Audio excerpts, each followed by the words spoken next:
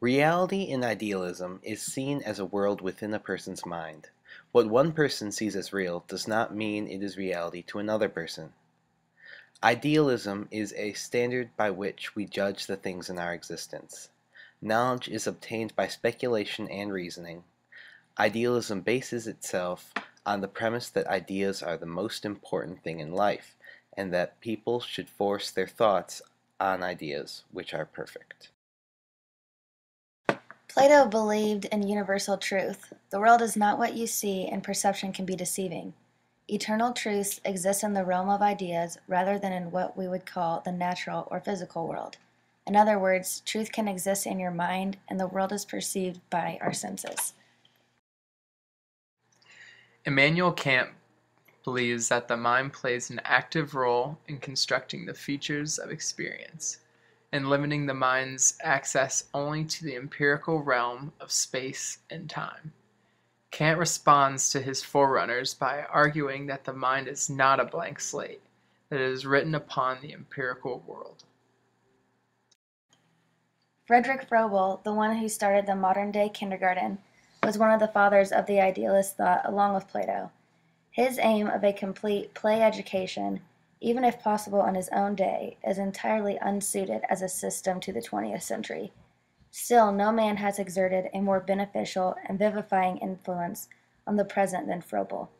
Froebel, however, was a strong idealist whose view of education was closely related to religion.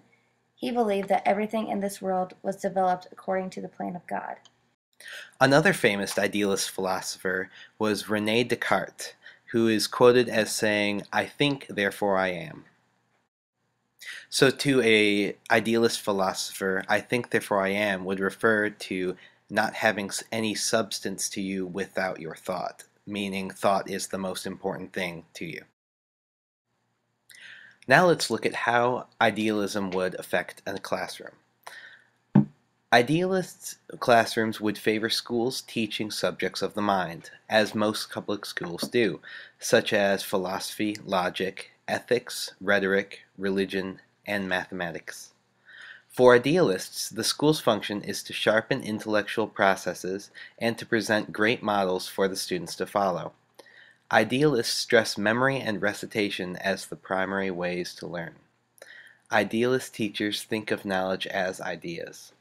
Teachers think schooling is a social agency where students seek to discover and pursue truth. Teachers also believe the more intelligence they have, the easier it is to understand. Teachers are to be role models for the students. Idealists think students often strive for perfection, are very hardworking, and believe that their minds are the most important thing. An idealist student might say something like, "I always try my best," or "I strive for perfection." An idealist teacher might say, "I model perfection," or "follow my lead."